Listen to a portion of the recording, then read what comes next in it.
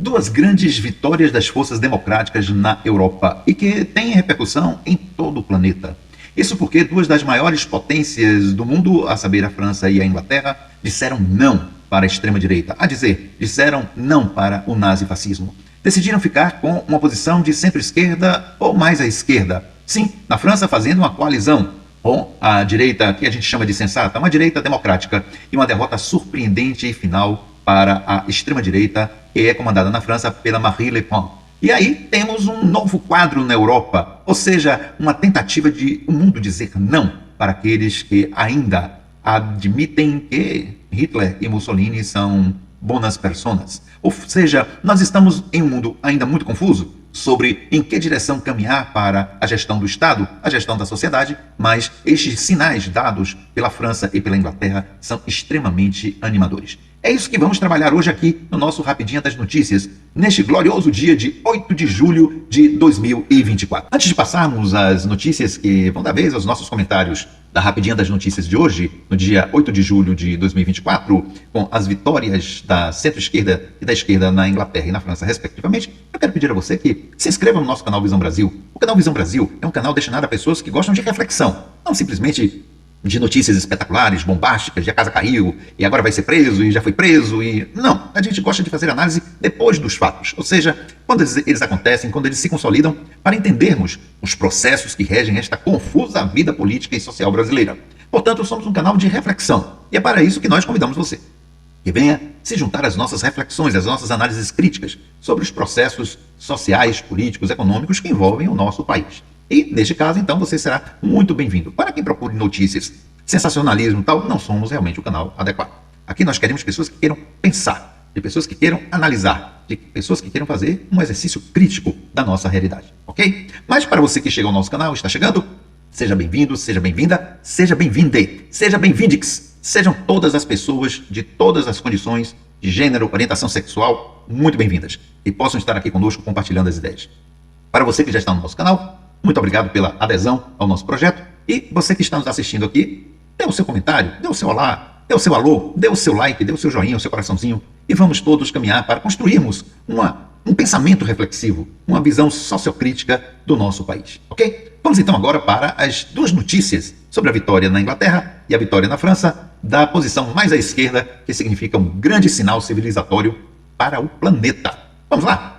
E aqui está a notícia dada pelo UOL no dia 6 de julho de 2024, portanto no sábado às 4 horas da manhã, em coluna assinada por Eduardo Esteves e Anaís Mota, do UOL em São Paulo. Europa, ou seja, Reino Unido, vai na contramão da Europa ao eleger líder de centro-esquerda. E aqui está o Keir Starmer.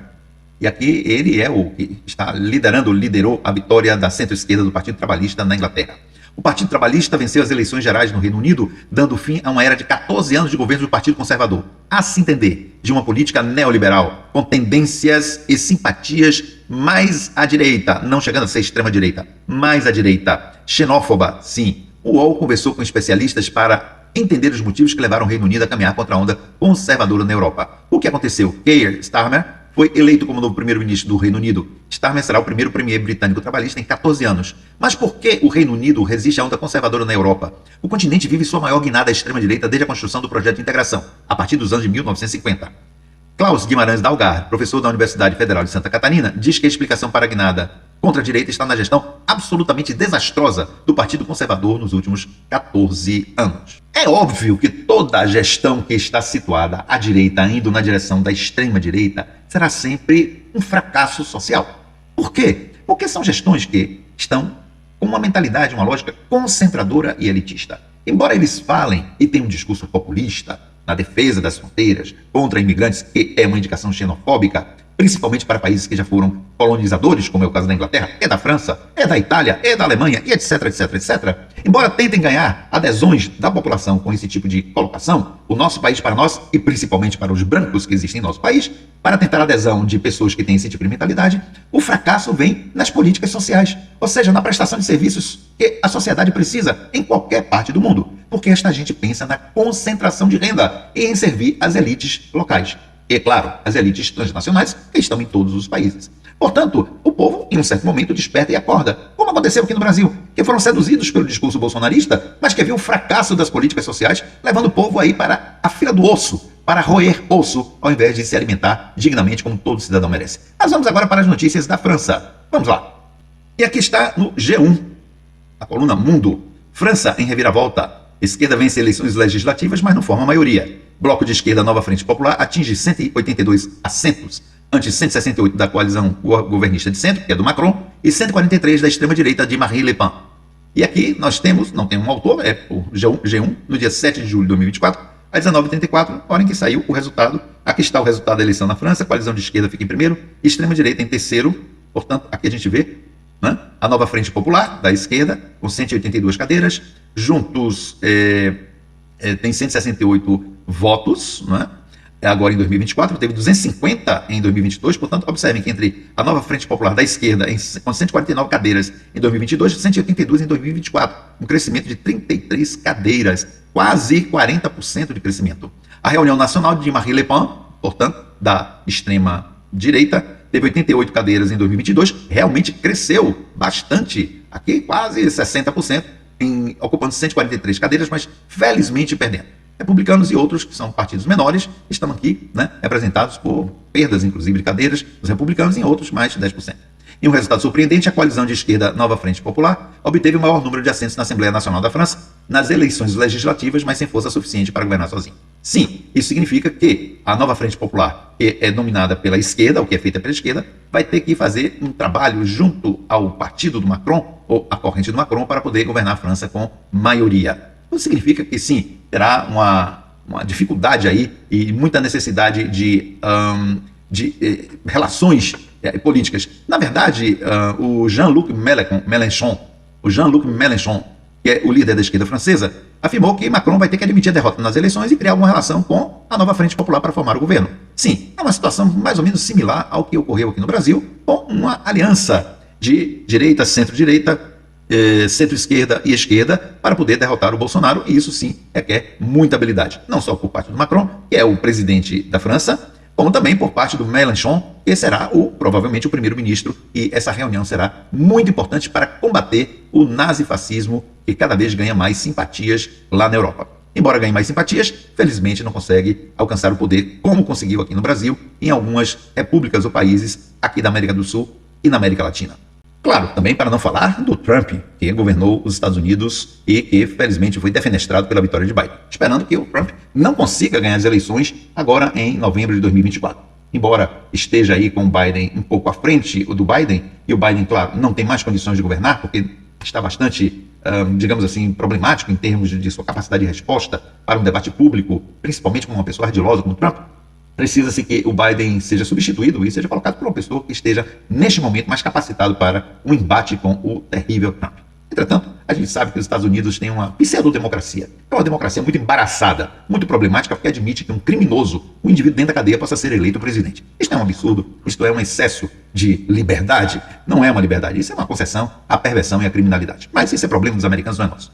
Mas o significado dessas duas grandes vitórias da centro-esquerda, da esquerda na França e na Inglaterra, é um claro sinal de que a maioria da população não concorda com que simpatizantes do bigodinho da Alemanha, do Terceiro Reich, possam assumir o poder. Como aqui no Brasil, 48,9% da população queria que continuasse e que, nas eleições de 2018, concedeu a ele um lugar para ser o pior despresidente que o Brasil já teve. Felizmente está havendo uma reação, e aqui na América Latina nós vimos o caso, sim, da Bolívia e de outros lugares que estão reagindo a esses gestos da extrema-direita. Aqui no Brasil, estamos vendo um desabamento completo da extrema-direita com a cara de Bolsonaro. Vai assumir uma outra careta, provavelmente ao estilo do Tarcísio lá de São Paulo, do Zema de Minas Gerais, mas eles não são palhaços o suficiente para poder fazer populismo barato, vagabundo, ordinário, cachorro, como o Bolsonaro fez. Portanto, estamos aí vendo que o mundo, de uma forma geral, está acordando para os perigos de se fazer consorciado com o pessoal da extrema-direita, com essa gente nazifascista que acredita que sistemas totalitários, autoritários, que esmagam os interesses do povo, que enganam o povo, fazem uma boa governança. Os franceses entenderam isso muito bem, os ingleses muito melhor, depois de 14 anos de domínio do Partido Conservador lá na Inglaterra, que fez com que as grandes conquistas populares da Inglaterra fossem jogadas por água abaixo cada vez mais crescentemente. A extrema-direita e a direita canalha não têm interesses pelo povo.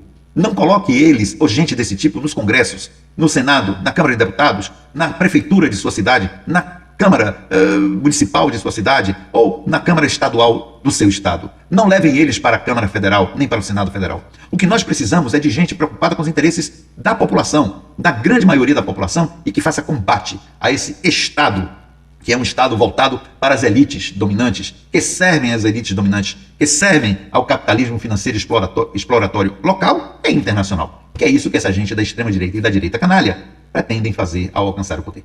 Felizmente a França disse não para isso, e felizmente a Inglaterra também disse não para isso. As consequências, a proliferação desta negativa para a extrema-direita, esperamos que tenha efeitos benéficos para todo o planeta. São duas das maiores economias do mundo e dois dos países mais importantes da Europa, ao lado da Alemanha, que infelizmente ela, que foi o ninho da serpente da Segunda Guerra Mundial e do nazismo, do Terceiro Reich, ela ainda continua manifestando simpatias em parte da sua população, embora o combate altivo que a maioria dos alemães fazem para esses simpatizantes do bigodinho hitleriano. Vamos à frente e esperamos que aqui no Brasil nós possamos lutar contra esta bandalheira nazifascista. Um abraço e até outra oportunidade.